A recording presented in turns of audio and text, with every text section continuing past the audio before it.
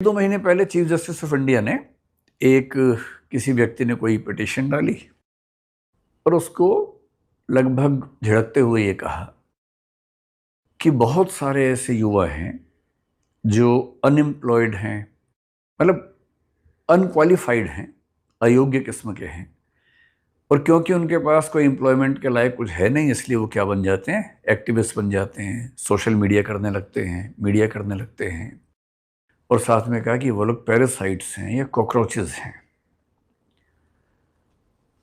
अब ये स्टेटमेंट अगर ना होती तो कांग्रेस जनता पार्टी भी ना होती, और इसका मतलब ये हुआ कि एक बहुत ऊंचे पद पर बैठे हुए व्यक्ति के मुंह से निकला एक वाक्य कितना भारी पड़ सकता है। आप लोग कल को सिविल सर्वेंट्स बनेंगे, आईएएस बनेंगे, कलेक्टर बनेंगे, एसपी बनेंगे।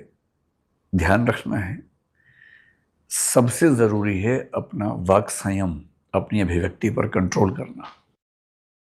उन्होंने कह दिया कॉकरोच, जनता नाराज हुई।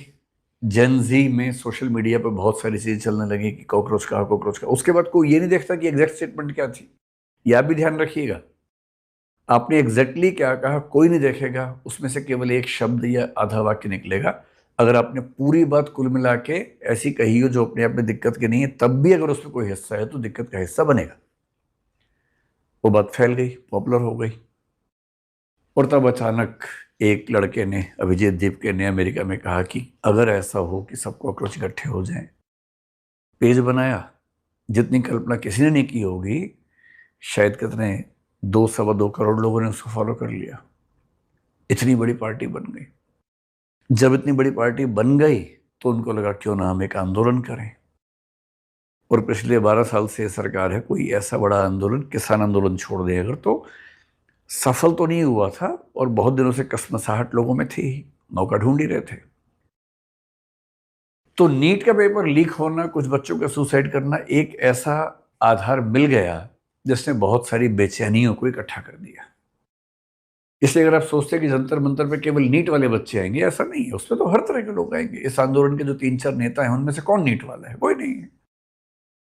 वो तो जो समाज में बहुत लोग अलग अलग वजहों से नाराज हैं, उन सबकी नाराजगी को एक मंच मिलने वाली बात है। और इसकी शुरुआत कहां से हो रही है? एक ऐसे कथन से जिससे बचा जा सकता था। मैं सोचता हूं कि अगर एक ऐसा कथन उनके देने से इतनी बड़ी पार्टी बन गई नाराजगी में, तो उन्हें बहुत केयरफुल हो जाना चाहिए था कि ऐसी गलती फिर ना हो।